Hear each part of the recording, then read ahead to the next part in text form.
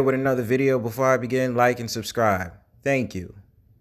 So today's video is going to be about two so-called young so-called black men in particular that decided to take matters into their own hands from a little argument about being expected to do something. One argument was about this young so-called black man getting a job in order to possibly provide for the big family that he's living with, especially in a place like Lehman Village Projects, which I believe is in East Harlem. And by the way, before I start this off, Harlem has been just wilding out for the last couple of years, not just the last couple of weeks, the last couple of years. And I've been seeing it on a news show, the popular news show in New York called New York One. You know, they report on this all the time, but it has been going up, and the tick in crime has been going up as well in the city. And there's also a clip of a young brother that decided to take matters into his own hands when he decided to go out on a Saturday night to a party and not return until the next morning, where he was confronted by his own father about what he did and about how he was trying to talk about it later, and that he decided to take matters into his own hands and get a gun to carry out his aggressions. Now, my thing about it is, what do I believe about things like this is that there has to be some type of internal issues that these kids suffer with that's not really talked about, and which would make them grab a gun and want to kill their own family members, especially their own mother or father. And by the standards, what I hope to see today and what I hope to give out in the message, this is an act of really being hard on children in this society. And I'm not saying it in regards like they're not doing enough. I'm not saying that the mother didn't do enough. And I'm not saying that the father and the mother of the other child didn't do enough. What I'm saying is, because this society is so lenient on doing whatever you want and not having no repercussions for it and being influenced by bad things instead of good things, the child can be lured into a direction that is detrimental to family members, friends, and other people around them. And I want to make that clear. So in this video, it's going to play out and I'm going to make my commentary on it. So peep. Say that 22-year-old Musa Camara shot his own mother in the head. Now, family members told us that the mother and her son had recently been arguing, as you mentioned, Adam, over him getting a job. The victim's brother, the uncle, wants no mercy for his nephew. And I understand that. I understand that the mother wants the best for her son and that she wants him to provide for her and help out around the house, especially in this case. The mother had 8 children, including him. Not 1, not 2, 8 children. Also an immigrant that comes from, I believe, a country in Africa. And that, you know, we have the narrative, it gets tough. Everybody's trying to survive, whether you're an immigrant or an American citizen, or you're a North American Negro such as myself. And the thing about it is, I don't think there's no different outcome, but I do think that both of the cases that I'm going to discuss today has to do with the idea that they are suffering from some type of internal mental illness in order for them to carry out these sprees and these murders against their own parents and then their own family members and not care about it afterwards. Family and friends huddled in grief at Lehman Village houses. Fatoumata Denson was a mother of 8. Police say one of her children, Musa Camara, shot and killed her around 9 this morning. The uncle wants justice. I want him to go rest of his life in prison. Danson arrived in New York City more than 25 years ago. Lovely sister. She kind to the entire family. Let's say kind to everybody. She always smile and laugh. Today, she was found dead in her 15th floor apartment. According to witnesses, Musa Camara shot her in the head and ran away. Citizen app video shows the moment police arrested him on 108th Street and Madison Avenue. He got arrested with the weapon. I don't know the size of what kind of weapon it is, but he got arrested with a weapon. Family members say Fatoumata had recently pressed her son to find a job, and on several occasions things got heated. A grieving brother, now lamenting the untimely death of his little sister, says he will never forgive his troubled nephew. Come and look. And the only thing that I have to say on this, because I think this was a video that was very tough for me to make, but my conversations about things like this is there's nothing that the mother could have done in order for the son to act aggressively as much as he did.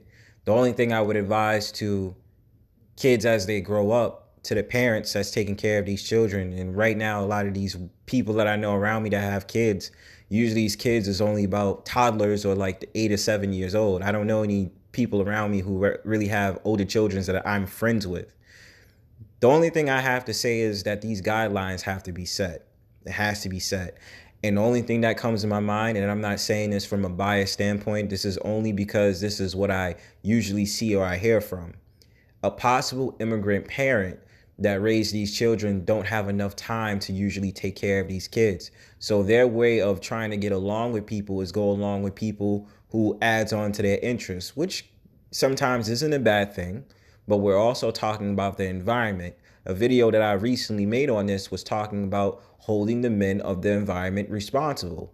With this brother right here, I can tell just by the picture that was shown, he was probably involved with some type of gang-related activity. Not by a biased standpoint, but based upon that picture.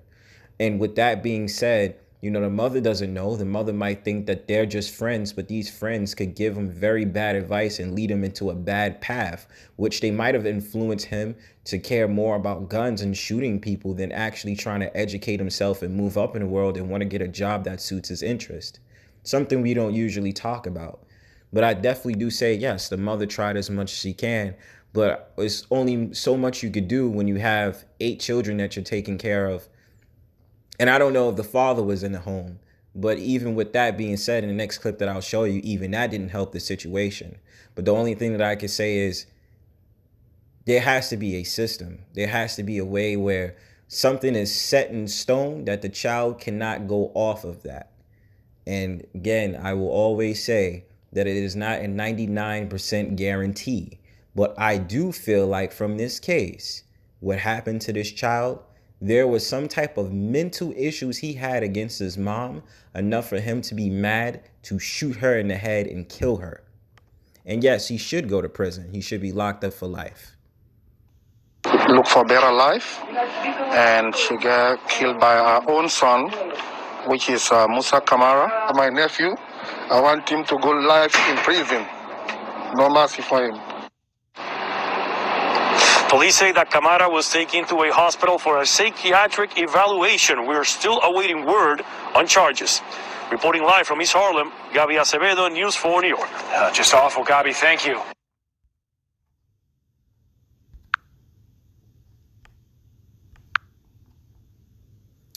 And in this clip right here, what we're going to be talking about soon is that you had a 17-year-old Crip rapper.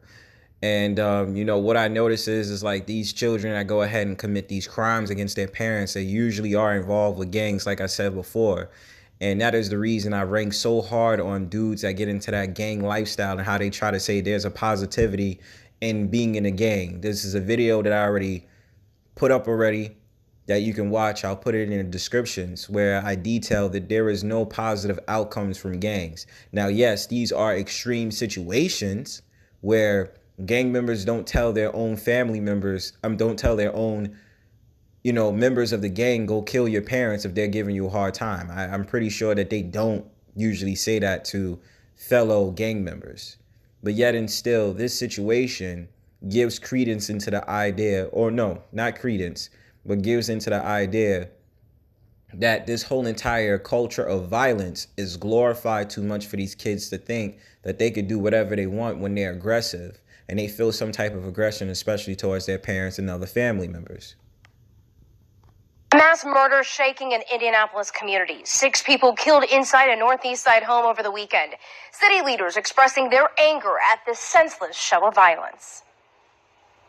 I want those responsible to know that the full might of local, state, and federal law enforcement are coming for them.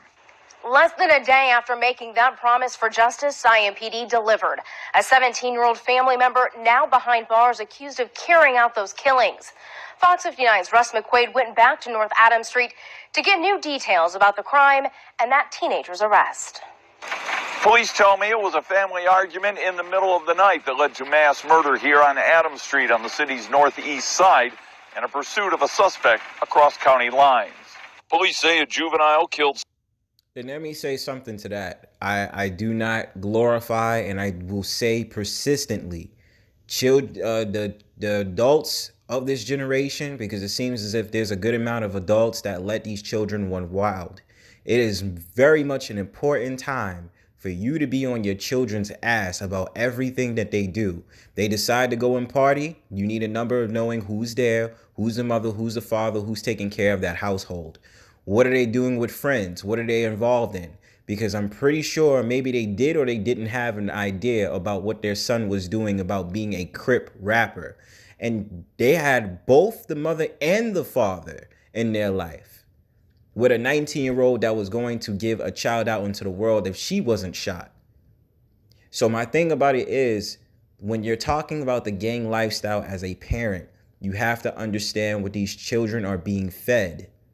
It's a lot of low energy, a lot of spirituality that goes into that. A lot of people think it's just about gangs. No, there is a ritual that is done into that. And we need to be very careful with kids like this that dare to endouse themselves into music that is demeaning, that has everything to do with killing another person, drugs, and all these different things, because getting wrapped in that gang culture, it's like getting into a cult. Once you get in it, it's like you're in this type of euphoria to think that it's cool to see people killed and do drugs and all these different things. We have to be on these children's ass about things that they do. As a parent, you have to be on your children's ass about the things that they do. Killed 6 family members inside this house just before dawn Sunday, including a pregnant woman and an unborn baby at near full term. Shortly before 4 a.m., police found a wounded teenager in the 3300 block of East 36th Street. When he 33 block and 36. got to the hospital, according to an IMPD report obtained by Fox 59 News, that teen told police his brother had killed everyone. When police returned to North Adams Street, they found the 5 bodies in the home. The 6th victim was the near full-term baby boy of 19-year-old Kiera Hawkins, who died along with parents Kezzy and Raymond Childs and their children, Elijah and Rita.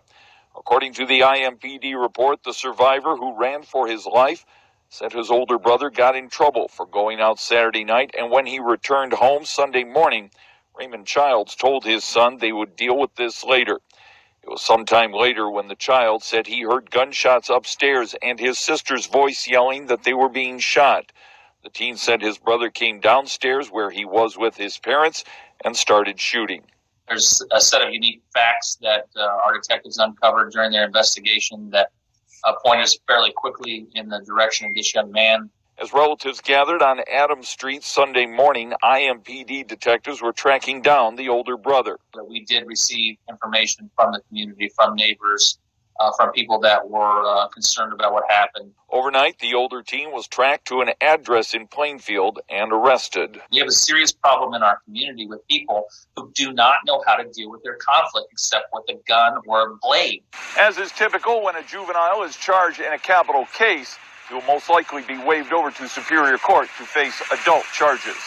On the northeast side, Russ McQuaid, Fox 59 News. And let me say something to that before I get out of here. My thing about it is what you find in a lot of these democratic cities or these cities in the metropolitan area, yes, is the fact of the matter that they have a problem with crime and they have a problem with violence. The only thing that I could ever say to things like this is, again, I do stress the idea that this is not the parents' fault. There's certain things that was beyond their control. The thing that I would have to say to things and events like this, number one, I have to analyze, do they have any mental issues? Do they have any problems where it's been notified and on paper? Is there any documents that can prove that these children have mental illness? Because there has to be some type of mental illness if you dare to carry out a murder against your own parents. What it seems like to me as well is that it could have been a premeditated murder in certain factions, or the idea that they was thinking about wanting to kill their parents when they got into a heated discussion between them and their parents. And otherwise than that, I do sense, and I really do sense, that these two kids, these two young so-called black men, were involved in some type of gang activity, and it's definitely evident with the 17-year-old Crip rapper that he was involved in gang activity. But for the 22-year-old from East Harlem, he might have had some connections to gangs and being involved in gang activity.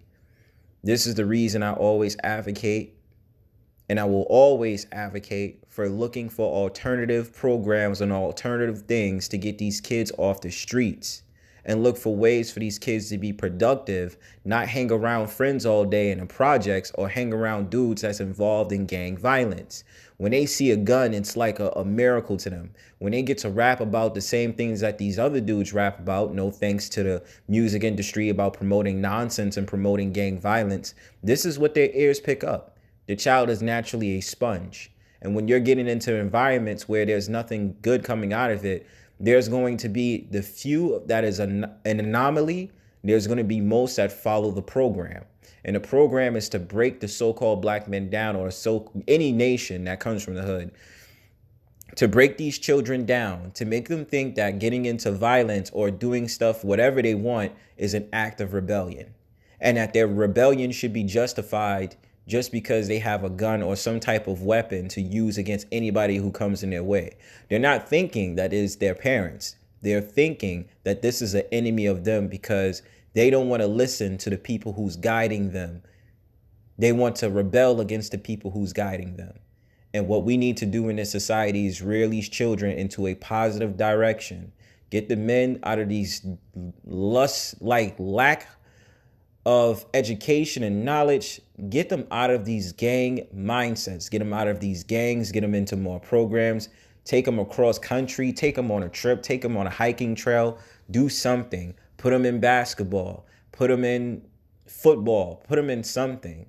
And I'm not saying that any of these adults that was involved, the parents that's involved, didn't want to do that, or they did do that, or they didn't do that. I'm not saying that. But we have to make sure that these children are being geared in the right direction. We cannot allow these children to get into the wrong directions to the point that they carry out these murders, spending the rest of their life in prison for murdering their own parents and their own siblings.